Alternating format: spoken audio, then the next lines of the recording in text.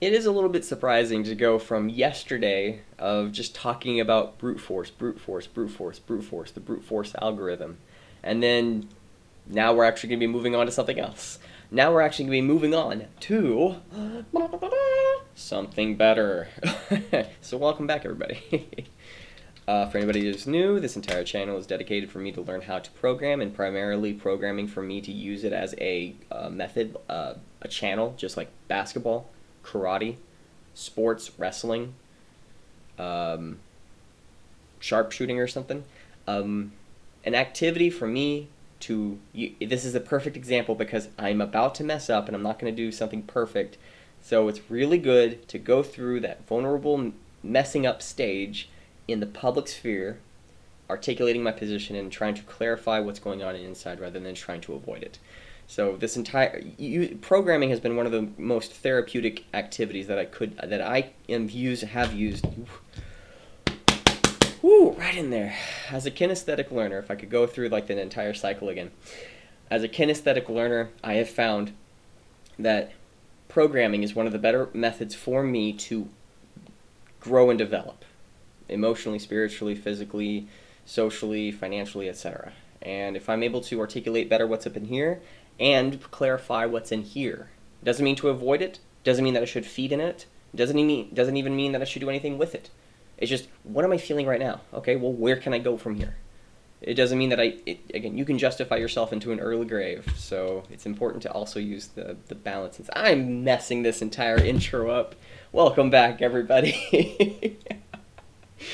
Okay, so from yesterday, I'm going to go to Boxcar 2D. Yesterday, what was the goal that I had, is to explore as much as possible with genetic algorithms. That was the goal for this week. Today is Friday. It's the end of the week. I can do a little bit more of exploring, and maybe even next week I can pick up where I last left off, because I didn't expect myself to go down the genetic algorithm learning route with Daniel Schiffman from the Coding Train on YouTube. And I'm on 9.2. I highly recommend going and checking out his videos. Pretty freaking amazing teacher. And within...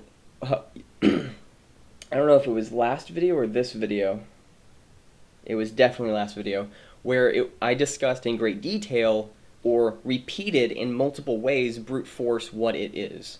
To sum up what brute force search is, a brute force search is having in genetic algorithm, it's always trying to find a better answer. It's always trying to find the better answer, the better path, the easiest, the quickest, the fastest route, etc.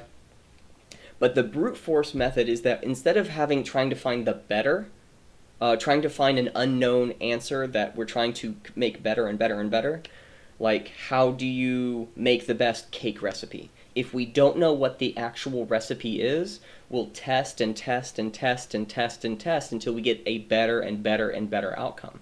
That's what genetic algorithm is designed to do. We don't know what the outcome is, the end result, but we know some methods on how to obtain that information. With the brute force method, instead of having an unknown end, we actually know what the end is. We know where our destination is. If we were to have 2 points on a map, we know exactly where we're wanting to go. But we don't know how to get there the quickest way. That's the brute force method. You know exactly where you need to go. You know what the end answer is, but you're trying to figure out what is the quickest, easiest, most efficient way to get there. Whatever we put in. What? Oh, just comments like that's from Boxcar 2D. So now with genetic algorithms, Boxcar 2D, I highly recommend going checking out that website, playing around with it. It's the opposite of the brute force method, and something that we're going to be expanding on, I believe, if I've done my homework, quote unquote homework, is that a genetic algorithm, we don't know what the end result is. We can just continue to get better and better results. So if there are 20 results that we get, if we create 20 different cakes and we're trying to find out the most delicious and simplest, those two factors matter. Well, I guess doing that way, so it's 2 rather than 4. Those two factors matter most to us, and that's what is going to be the greatest score. So what if we have a score counter? Is it the most delicious? What is its deliciousness rating? And how simple is it in comparison to the other ones? Or how simple is it, just objectively speaking, whatever the measurements that we do give it? We could even just go and simplify it with deliciousness. How tasty is it? It can be too rich, which would not add to that design. You said something that if we were to label like, yeah, let's give this an 8.4 out of 10. Let's give this a 7.6 out of 10. And we continue, so we label, we give a certain score to the test that we gave, that we acted out. We did some actions, boom, there's a result. What score do we give this result? If a bunch of people ran through, were in a race, eight people on a track, we would say, well, whatever their fastest score is, if we were going 100 meters, 7 seconds or something, 7.6, 7.2, we'll take the quickest score. The other ones, as fast as they are, we want the best score. So the people who ran the fastest score, let's just say, is 6.8. That's very quick. I'm not too certain if that's actually legitimate. But let's just go with 6.8 with a 100 meter dash. 6.8 seconds. Okay? Now what we want to do is we want to get as many people to act out the exact same way that he did to get that same result. So we're going to take that and we're going to repopulate. We're going to use genetic structure. We're going to use the genetic algorithm to make certain that we get the most amount of activities, of characters, of people or objects, animals, to act out that way. The same way with a breed of a dog, with a breed of an animal. If you want to get a particular activity, which again, this is very much going into the whatever it was, that trying to find the superior race. Okay. With the genetic algorithm, we don't know how fast we can go with humans. But what if we find a way to get certain humans to act out in a certain way? Because it doesn't mean you have to repopulate with another person like in the real world. You can just mimic the same activities and then in time get the same results or similar results. Like Usain Bolt, fastest man alive, at least for now. What is his diet? How does he sleep? Where does he sleep? How often does he sleep? With his diet, what fruits, vegetables, and does he eat any starches? How much starch? What types of starches? Where from what part of the globe does he get his starches? Starting to dissect each and every single activity of another person, you get to start seeing that, okay, this is what he does to get his body the way that he needs to, so he practices this way. How does he run? How does he stretch? How much does he stretch? How often does he train? How much does he go to the doctor? How many times does he get a checkup? How many and of who trains him? These factors matter, in my opinion, to a data scientist. You need this information to make a better result. You want to find out who's doing it the best way, and then we take that activity and then we multiply it. We try, and then with that activity that is the best, everybody, let's do it this way. If I could describe it this way. If there are 8 people, or let's just go with 10, let's round up. 10 people on running. No, 10 people start a business. Let's do this analogy. 10 people start a business. 2 of them have, 3 of them are successful. 2 of them make profit.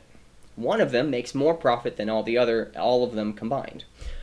So the question is, how did that one person who made profit and more than everybody else make money? Now let's use that exact same algorithm, design, step-by-step process, strategy. Let's use that strategy and multiply it to all of the 10 people. Because all of them did not know how. They just went out there and did it.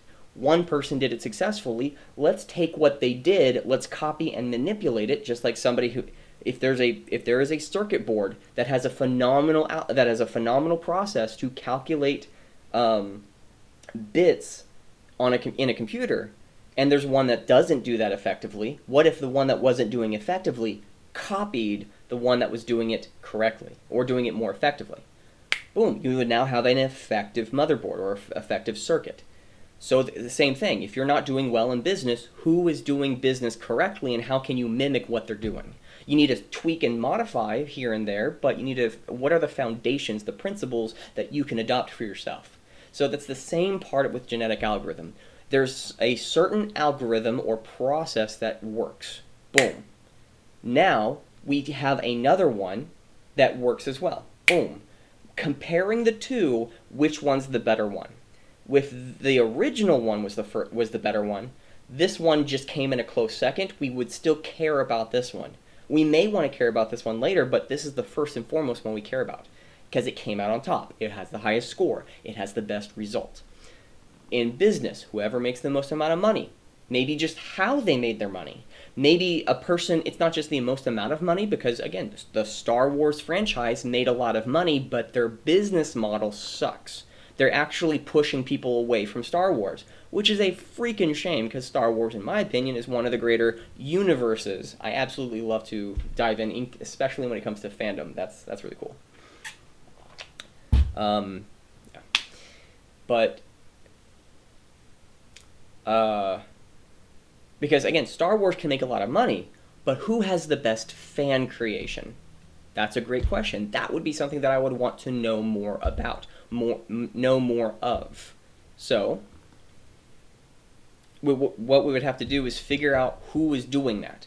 And then, out of 10 companies, 5 companies, 3 companies, it's maybe not even a company. Maybe it's a person who's doing something. Maybe one person's writing comic books and he has created a phenomenal fan base that's more dedicated than the Star Wars or even Marvel fan base. That would be amazing. How did they do what they? How did they get to where they are? How are they doing what they do right now? And what do I need to do to get to where they are right now? Where do I need to go in 10 years from now? Again, what process is happening? What results have been created? And how can I mimic that process? So within Boxcar 2D, to make this full circle, Boxcar 2D is a genetic algorithm.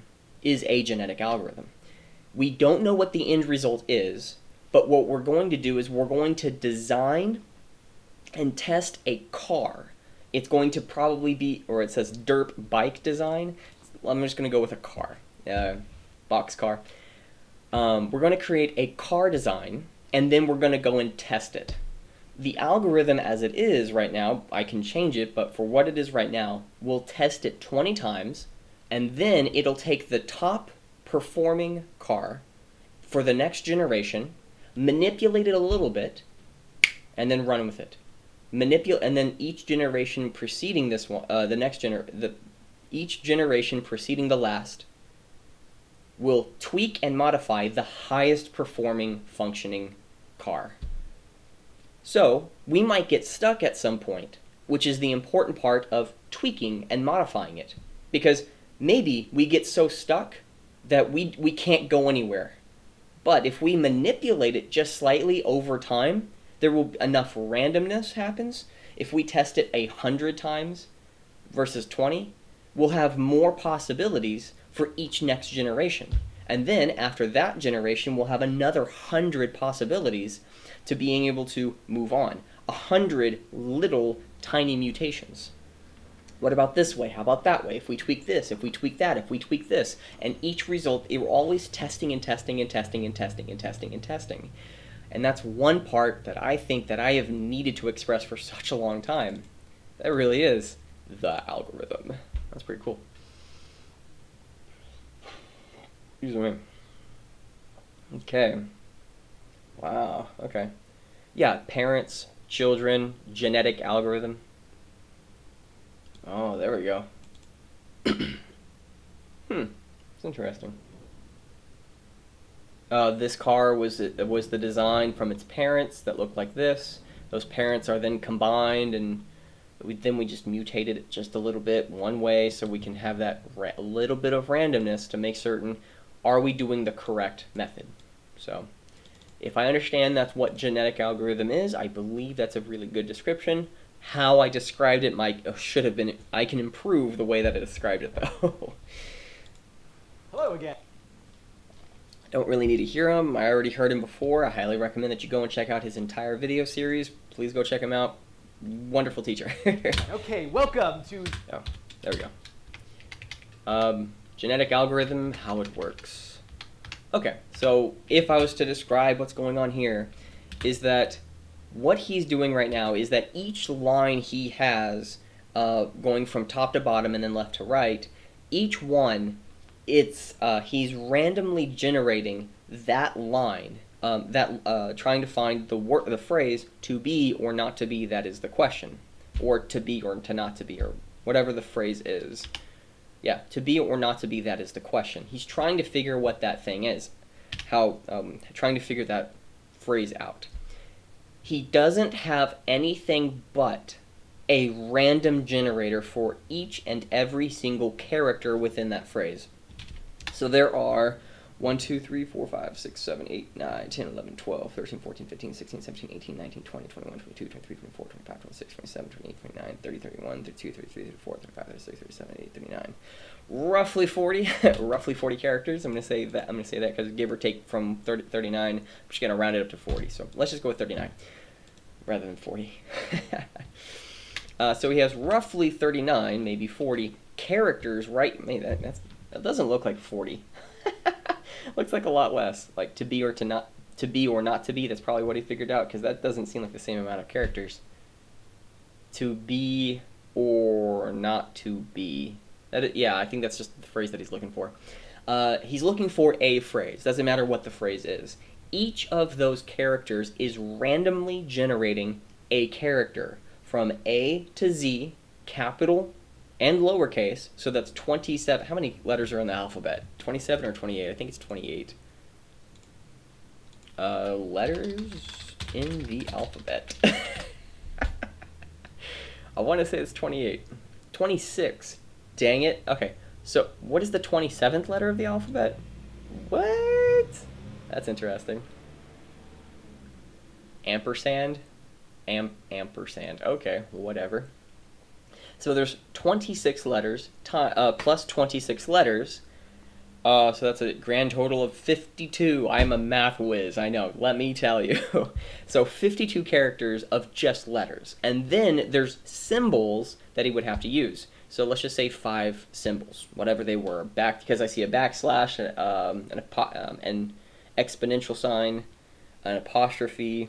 Let's just go with 5. So 52 plus 5, 57. There's 57 characters in each of these each of these character holders has 57 potential matchings, including the space, which is 58.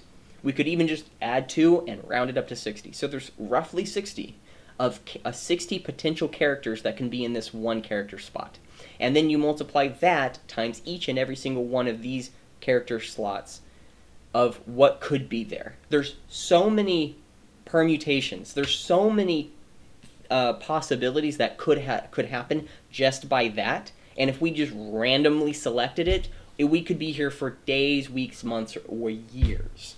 So the best way to remove that is to have a measuring stick. A measuring stick, I think, would be a good descriptor. A measuring stick on how close to the goal am I getting. If I know what the end goal is, again, brute force, I know what the end goal is when using a genetic algorithm. If I was to be on a football field and I have a football, and then I just chunk it as hard as I can. Let's just say I get to the 40-yard mark, because I'm giving myself a little props. Like, yeah, I'm strong. If I go to the 40-yard mark, then the measuring stick I would use is literally a yard. I could measure where the end goal is at being 100. I have done 40 yards. I have now left with 60. Let's do it with something that's not a yard. Let's do time. If I know that there's going to be an hour left, I have to wait 1 hour before a company opens. Before I can call them for customer service. 1 hour. 20 minutes go by. What do I have left? 40. The measurement is time. With genetic algorithms, compared to brute force, we just need to know what that measuring stick is.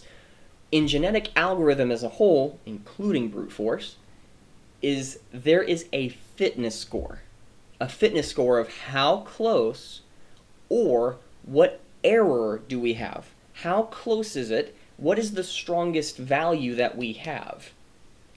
How close to 99.99999% can we get? What's the closest value that we can get to this one point? If I am trying to say, if on the alphabet, A through Z, if the end goal is an A, and we are starting at Z, each and every single value, every single letter that goes towards A will be an increase of fitness score. Or we could actually reverse the goal so we can increase from A to Z. So if we start with A and we're trying to get to Z, if I pick B, that can be a fitness score of 1. If I pick C, that can be a fitness score of 2. If I pick L, M, N, O, P, somewhere in that area, it's roughly 13. So 13 compare. So if I selected M, my fitness score would be higher because I'm closer to my target. If I selected B, which is further from the target, I would have a lower fitness score of 1 or 2. So the closer I am to Z, let's just go with X, Y, Z.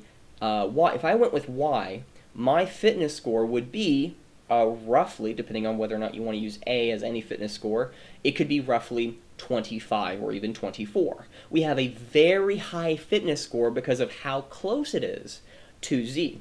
That could be one method of how to solve and find this problem, is that if for this value at the very, very top, well, let's go with the one that's above Daniel Schiff, right here, M, M, C, H, E, B, P, H, A, D, etc.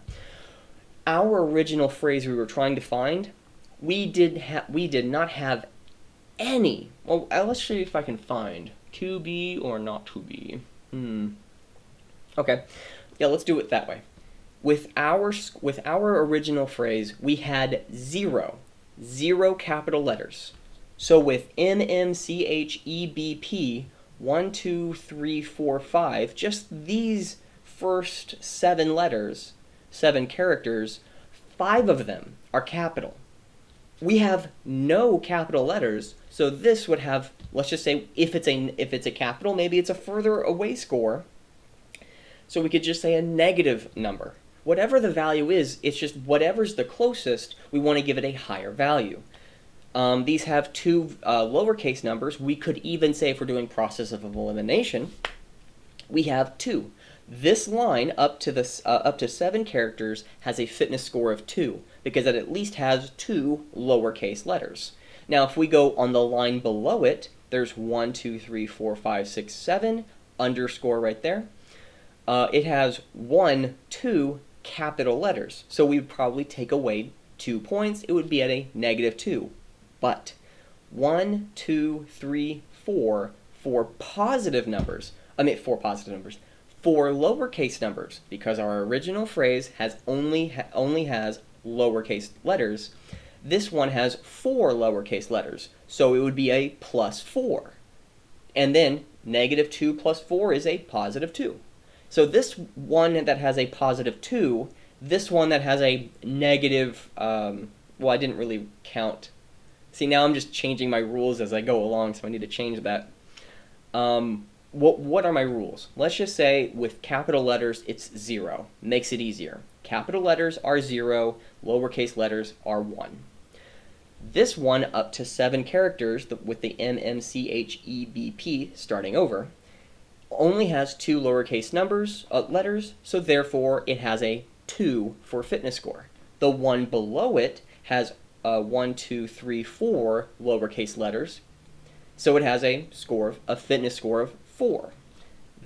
This one would immediately be replicated in comparison to the 2 if we only had 2 options available to us, this one and the one above it, that we would use the one that has the better score for the next use. For the next time that we start randomizing it, it has more lowercase letters. We're trying to figure out what has lowercase letters, and then trying to figure out which one has the T, the O, the space.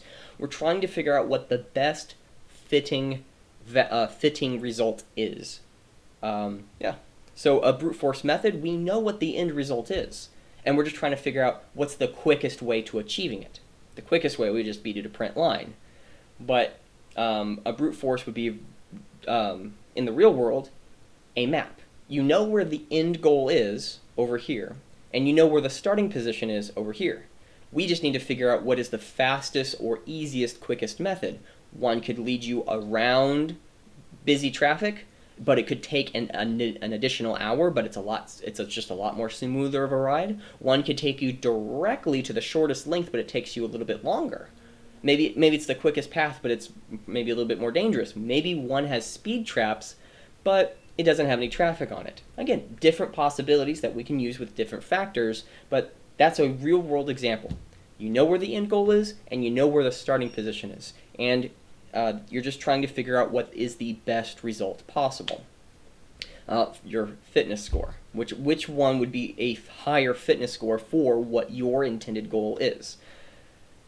For this, let's keep going. So he's creating the best phrase to be or not to be. Why does he have periods there? Okay. So what we have right now is what he has is the resulting algorithm. Yeah,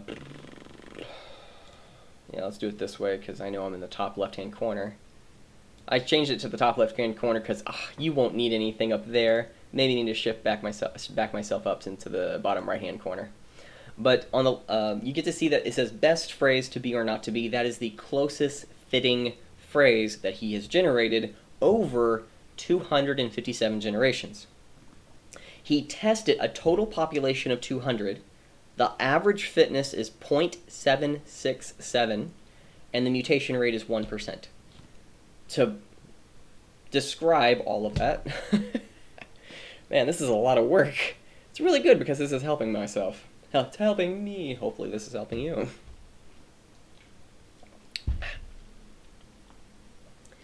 The generations, every single time we have a list of amount of results that we have, 10, 20, 100, 1,000, whatever the amount is that we have per generation that we test, we have a set of tests, a set of results. We take the highest fitting one, or pair, or 10, or 20, the highest set or group, and then we use that as the base for the next generation. He did that process 257 times before the before the algorithm figured out that the best phrase to be or not to be, the one that he has right there, before he could get to that result by just randomly generating letters in certain character spots. The average fitness score is how closely related the fitness score that we have for each time that, is it the average fitness score of each generation? Okay, so each time that it came out with a result, each time that he put that algorithm out there to test, boom, here's a test, test, and then now new generation, using the prior highest fitness score, boom, here's the base. Now we're going to use this to test. Here's the highest fitness score, we're using it for the next generation. And then using that as the base, we're going test. The average fitness score of each of the tests.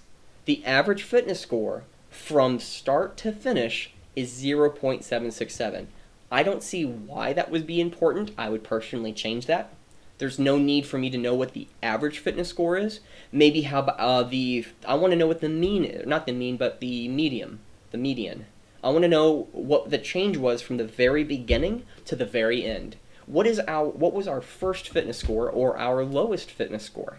And then what was our highest fitness score? And then maybe some other information about what the lowest and highest of each one was from each generation. Maybe what was the average change between one generation to the next? That's something that I would love to know rather than just the average fitness score. The total population of 200 is our amount of tests. We have, going back to generations, each generation tests a certain activity a certain amount of times. The population is how many times we're testing it. It's how many are we putting into this group, this generation, finding whichever was the biggest and best, and we're going to use that for the basis for the next generation. So 200 tests. So we can increase the population to 1,000, and it's going to change the generations that happened after. It may increase the amount of time to find out, but it might decrease the amount of generations in total. That might be what we're looking for. If we're just trying to figure out what the quickest method is, we might have to decrease the population and have just a longer amount of generations to look at it. Maybe we have to increase our populations and have a smaller generation. What are you looking for, and how can we obtain it? I think that's, again, goal setting. That's a wonderful way of describing goals. We need to know what first your goal is. What is your objective? And then we'll start tweaking and modifying the activities you're doing to get yourself to that position. So the mutation rate is the most important part of this entire process. It's not the only one, nor is it like outshining all the other ones, but it's just like it's right up there of being, we really need to understand that one. Mutation rate, just to make certain, okay, yeah, wow, okay. Mutation rate is the rate of change, is how much change is happening, either, I need more clarification on this, on either each of the test results and/or when we take the highest fitting, highest scoring result and use that as the base for the next generation. Do we modify it then, or do we modify each and every single result? It's that we tested this way, well, let's mutate it just 1% this way. Let's mutate it 1% that way. Let's mutate it 1% this way. And we keep mutating it, and then, okay, here's the best result. Boom, next generation, mutate. So it's either we mutate it when we bring the highest fitting score into the next generation by 1%, or we mutate each and every single result by 1%. I think it's the latter. It might even be the prior, but I think it's the latter, that we just modify. Oh, here's one that really works. Boom. Here's one that really works. Boom. Next generation. Next set of test results. So you could even think of it like a business. If somebody has a franchise, somebody purchased the franchise from the franchise owner. Or like McDonald's. Somebody says, I want to start a McDonald's franchise. Then 9 other people want to start their own McDonald's franchise. These 10 people will take what McDonald's gives them, what they teach them, what resources they have in connection, and then they go out and do their own business. Out of the 10, 2 of them come up on top. So the question would be, with these 2 that came up on top, McDonald's may be invested to look at these 2 and say, this is what they're doing successfully. So the next 10 people that are new and have not created their own McDonald's franchise venture, that McDonald's has an invested interest to go out and seek out those 2 top performing McDonald's chain stores as to how they are doing it more successfully than the other 8. And then these new 10 people that are coming have a better stance and have better results available to them to go out and do it. Doesn't mean that they are guaranteed it. They are increased in the likelihood of them performing at a greater level. Maybe 2 of them are still the top performing for the next set of 10. But maybe overall, all of them overall make more money than the prior 10. And that's the objective. I think that's a phenomenal way to describe life, or how this universe works, in my opinion. What works, mimic that, and then when the thing that you're doing is not working anymore, what is currently working? If it's not working, you have to test. Test. Boom, here's what works. Now let me go out and test.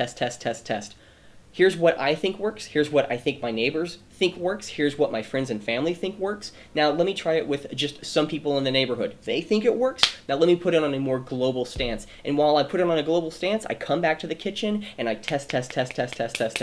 Scientists, people who are continuously training and conditioning themselves, and I'm not talking about scientists of mathematics, I'm talking about people who make what they're doing their craft into a science.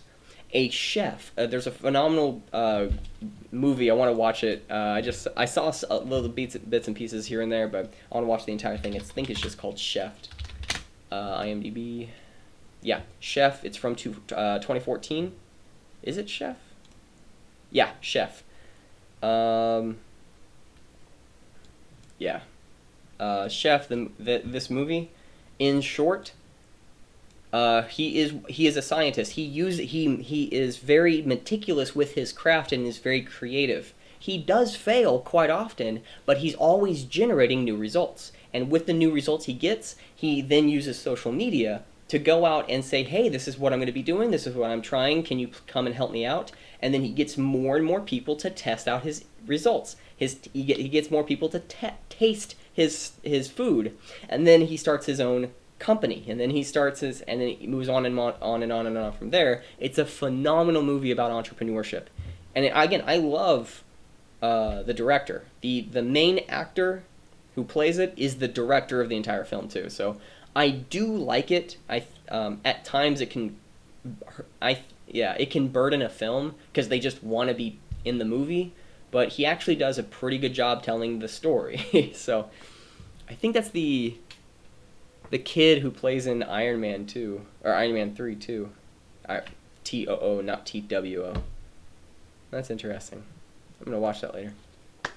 So that's, I think, the basis of, if I was to explain what generations are, what fitness is, population, and mutation rate.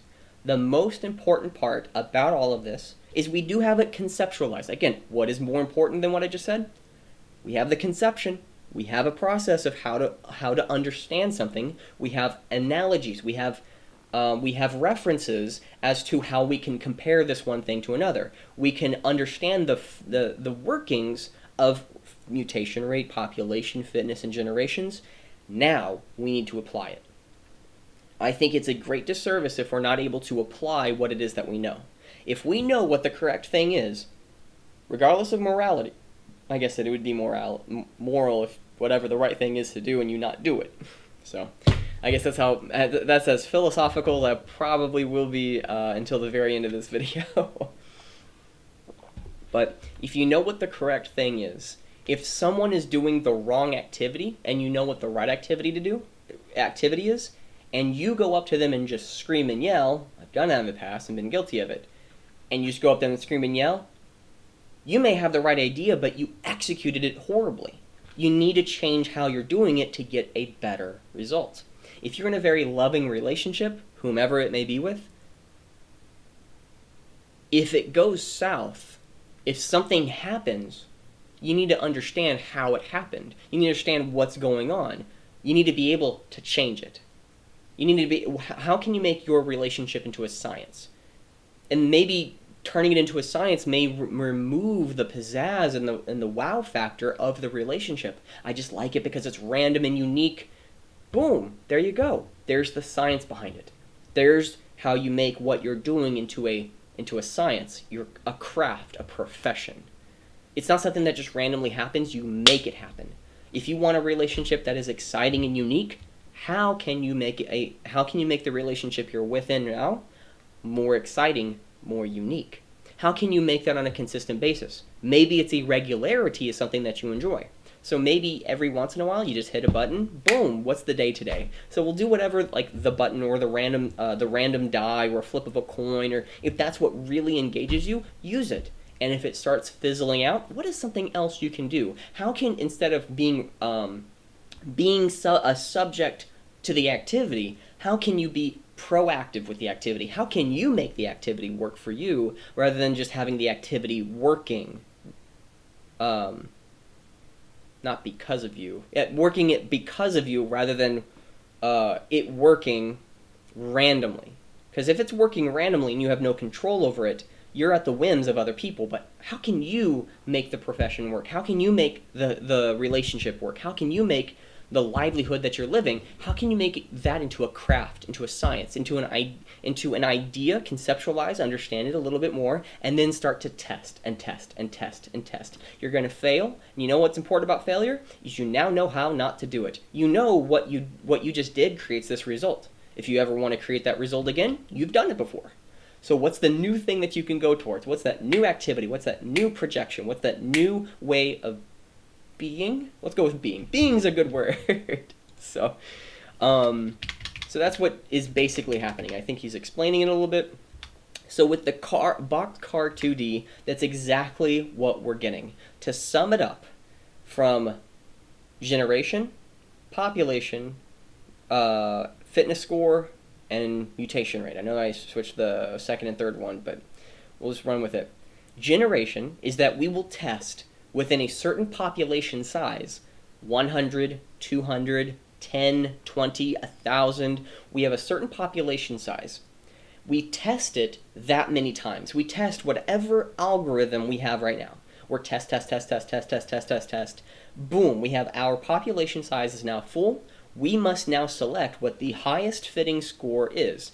Did it go with Boxcar 2D? The entire score is based off distance, nothing else, which simplifies the entire process.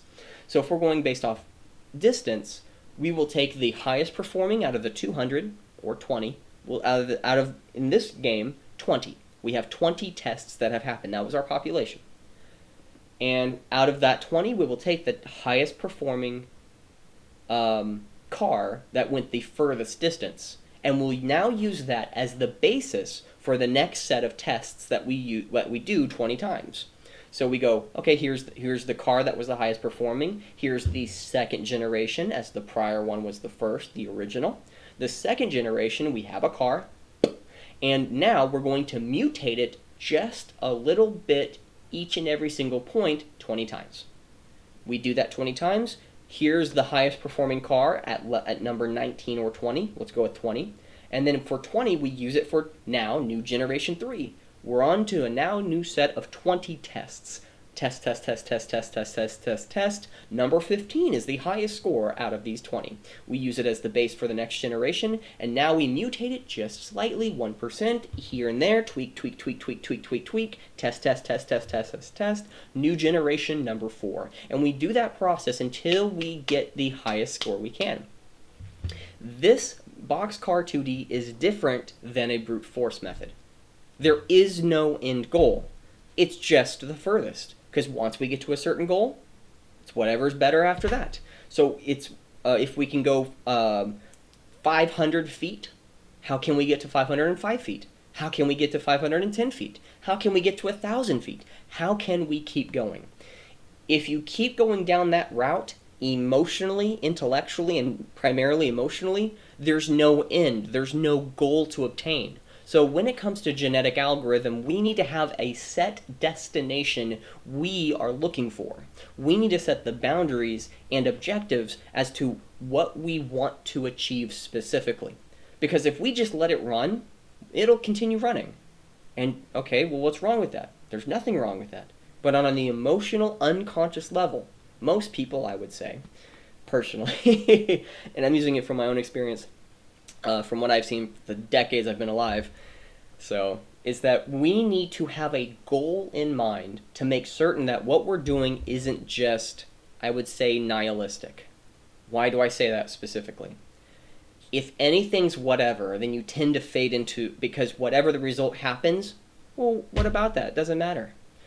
There's a phenomenal story about someone else said it best. Anthony Robbins, he created the story live when he was, I don't know if he heard it from somewhere else or he just created the story on the spot. He was with an audience live with about 5,000 to 10,000, maybe 20,000 people.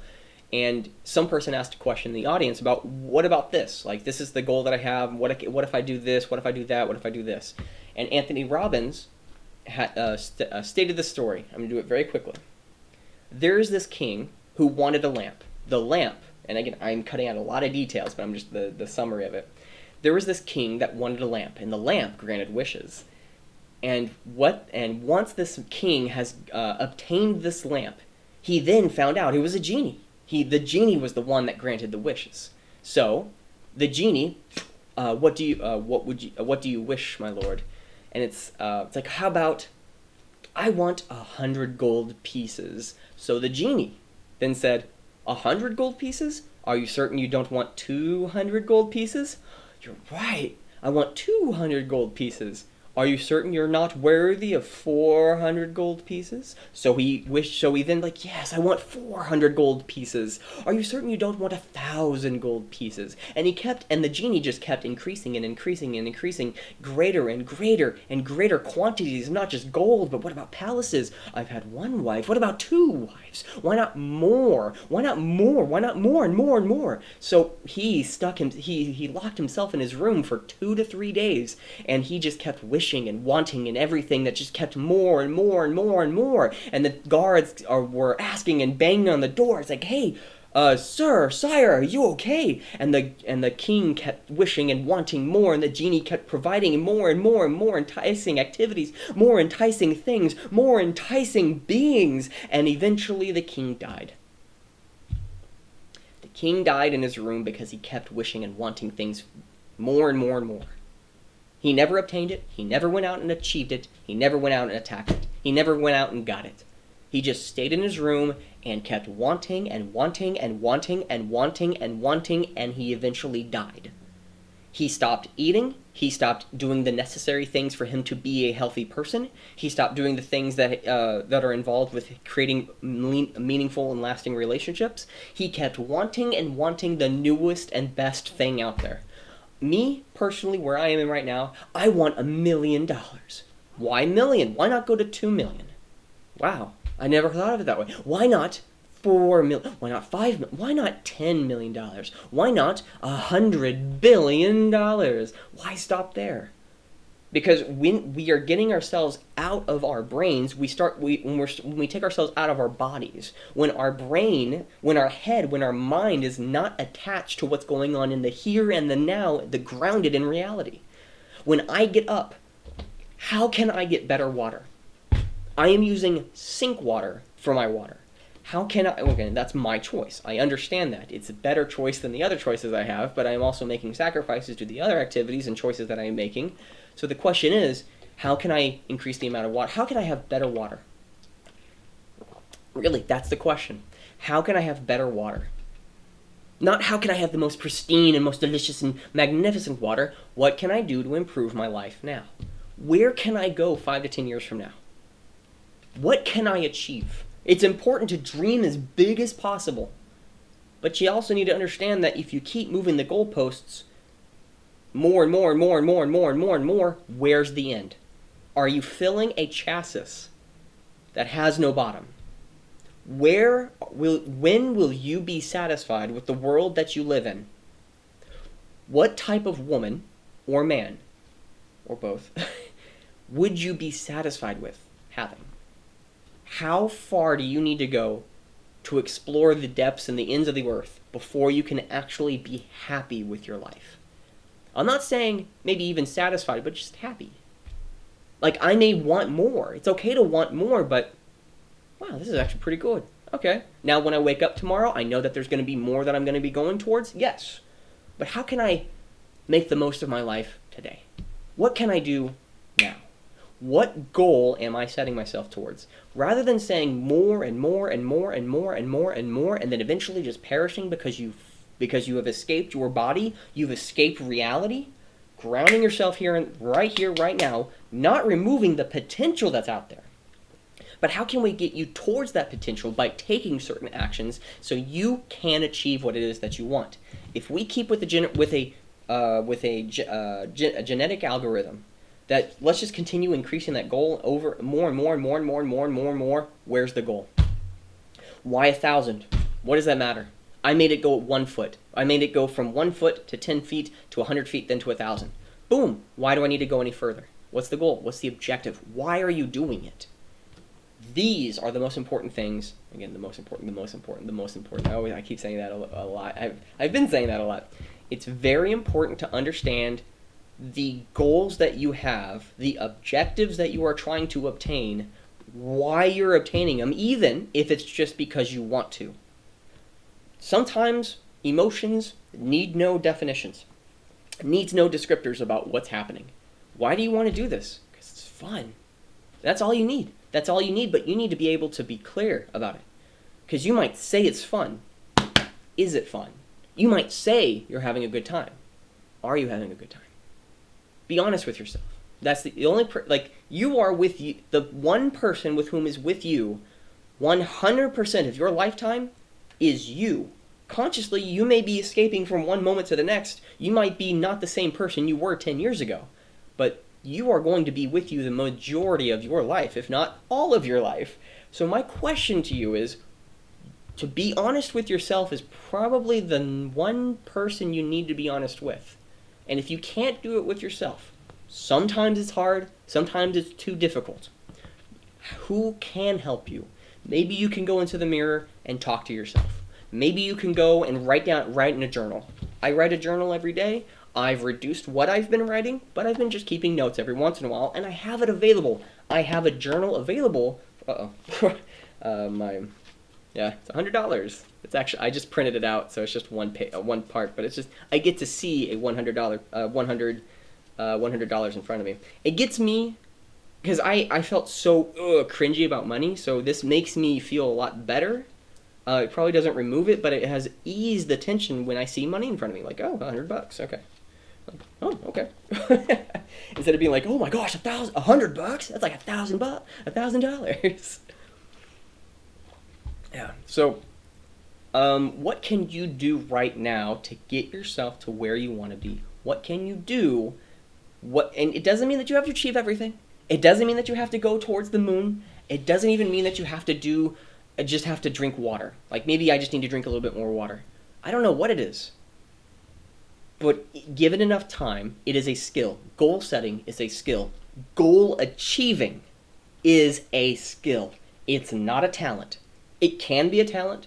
People do have that talent of just keeping everything in their head and everything works out perfectly for them.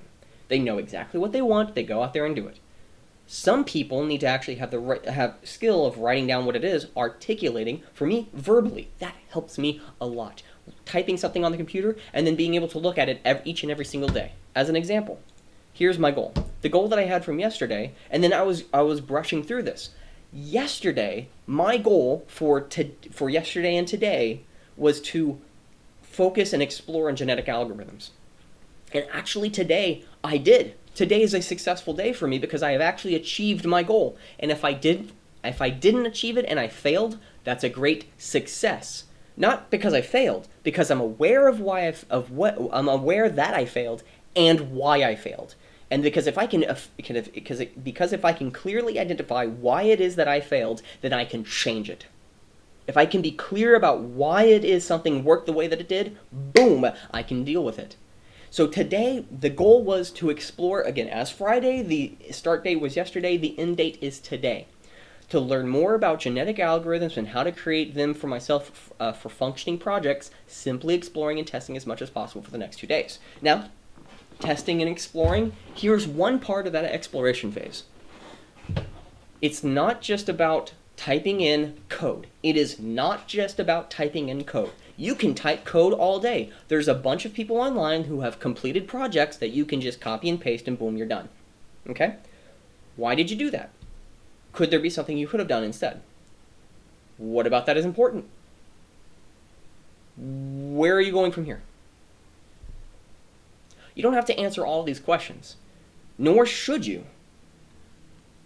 But you do need to know what it is that you want and why, and then go out and do it. And if it's not working, then you change how you're doing it and keep going out there. Boom! Winning formula. What is it that you want? Why is it that why do you want it? Going out there and making massive action, and then if it's not working, changing your approach, changing your actions, and then going and getting it. And maybe you'll realize that what you've been trying to go after for such a long time is not the thing you need to be going after. So you may need to change your tactics. Maybe you need to change your approach. I'm not saying that you should. I change much more frequently than other people. Doesn't mean that's a good thing. Some people are dedicated to whatever it is that they're doing right here, right now, and then they dedicate themselves for every single hour of every single day for the next 5 to 10 years, and they've been doing that consistently, one particular thing. Boom, they will be better positioned for what they are doing. They have better skills, better reticular activating system. They're able to pick up on things on an unconscious level without them consciously trying to think and feel about it. These little tiny details, when you stack them up over time, Goal setting with genetic algorithms, there's always going to be something of a greater fitness score, greater fitness score, greater fitness score that you attain. There's always something bigger, there's always something better, there's always something faster. As an example, with relationships, there will always be a more attractive woman. There will always be a more attractive man. But can you be satisfied with where you're at and making what you have the best possible? It can be. Rather than trying to go out there, and that's mainly for me projecting, because that's actually something that I need to do as well, is can I just be satisfied and happy with whomever comes in my life? And then just making the best possible life with them as possible? Or must I only have this perfect type of relationship, and if it's not met, I won't be happy? Boom. Again, that's an issue that I've been dealing with, so hopefully you can learn from that. So I would say that I've learned a lot. I have doubled down on brute force. I have. But I've also described genetic algorithms yesterday, but I went a little bit deeper today. I've talked about just this person, again, Daniel Schiffman doesn't go into great depths. He does. No, he's a phenomenal teacher to learn about a genetic algorithm because he just focuses on the details of how to obtain it. And if I did 55 minutes worth of talking about genetic algorithms and repeating it, and this is what it's doing, and using this analogy and describing it this way, again, I'm a kinesthetic learner. This is how I learn best, is being able to describe, well, this is related to that, and this is how it's related to this, and this is why okay, now I have a feeling about it. Now I am in a better position to actually deal with it on an emotional level. That's just, that's just, putting my hands up, it's like, that's the best way I possibly, as of right now. I need to change how I'm doing it. With my audience, I need to change how I am entertaining. If I'm not entertaining, I need to change that. If I am entertaining, how can I be more educational? If I'm not educational, I need to change that. How can I better do what it is that I do? Maybe I need to do a little bit of a prep work beforehand, and then just going and not on the topics, but after I've reviewed what it is that I want, then I just come on here and record. I think that's a very important part. Yeah, maybe I need to do a little bit more prep work. I've tried that, and it felt weird doing that prep work beforehand, and it didn't feel natural. This feels natural. Wow. Yeah. This has been a very phenomenal thing for me because I've been able to describe genetic algorithms on a very general basis. What I need to do now for next week specifically, and I'll even put that right here. Next week, Monday through Friday, each day learn and apply information with 5 different concepts and ideas and practices within genetic algorithms. I don't know if I'm going to be able to learn 5 different concepts. Maybe I can learn one thing in 5 different ways, which will technically be 5 different concepts. But what I can do is learn and apply the information, ideas with genetic algorithms. That's what I want to do specifically. Apply information and ideas for genetic algorithm. Yeah, that's what I want to do. For next week, Monday through Friday, and that will be, July 1st, okay. Oh, excuse me. 2019, July 1st to, should be the 5th. Yeah. Yeah, July 5th. So what I'm going to do from, my plan is 2019 July 1st to 2019 July 5th, and again, it's important to have maybe just conceptual goals of, okay, this is what I'm going to be generally doing, and then after that, this is what I'm going to be doing. Taking the time to goal set, taking the time to change and manipulate where it is that I'm going to be going. So again, it's a skill. It is a skill. It doesn't seem like it's a skill. Oh, you suck at it right now. Okay, but if I continue doing it and changing and manipulating and altering just like genetic algorithms, I'll eventually get to a better position, and then that 5 to 10 years from now, when somebody says, oh my gosh, look how lucky you are. Luck? Every single day I've come back and changed my actions, which changed my results. And I've compounded the results because I kept doing it. So somebody says, oh, how lucky you are. That person is so ignorant. It's like, well, look how lucky you are. Nope. I've done the exact same thing that somebody else can do. I've done the exact same thing that someone else can do. It's just, are you willing to do it? You can have as much success as you want. what activities do you have to take? What actions do you have to take? What activities do you have to do to get to where you want to be? If you're blaming society, you're waiting for society to do something for you. And if society doesn't give it to you, are you going to blame them? Why? You could have done something, but you didn't. But it's their fault because they owe you something? Okay, they failed. What are you going to do about it? Well, I'm going to continue waiting for these people who failed. Okay, well then that's actually insanity because it's actually a very dumb move. If you're waiting for society and society did not provide for you, and you're waiting for society should provide for me, society should do this. Why? Why don't you go out there? Why don't you be the person who is in society changing things? So, now that was me on my soapbox pushing. So I apologize if that came off a little bit more aggressive than it was intended. It wasn't intended to be aggressive, just like, and I felt it in there. So, yeah. So my goal. So yeah, there's a lot of things that I guess I could like push onto you. I wanna just like cram all this into your face, just like throw it at you like a milkshake. Milkshaking people. I disagree with you, so I'm gonna throw things at you. Okay, child. It's hilarious. It's amazing. So one thing that I must say is that Daniel Schiffman, thank you very much for your channel existing because it has inspired me to do what I'm doing. It has influenced the actions that I've taken. So again, thank you very much, Daniel Schiffman. Thank you very much for being here. Please post your comments, questions, and concerns right down below. Please hit that like, share, and subscribe button because that would greatly help this channel out. And while you enjoy the rest of your day, that's the most important part, while you enjoy the rest of your day, I will see you next time. Hopefully Monday. That's a good day to see you again.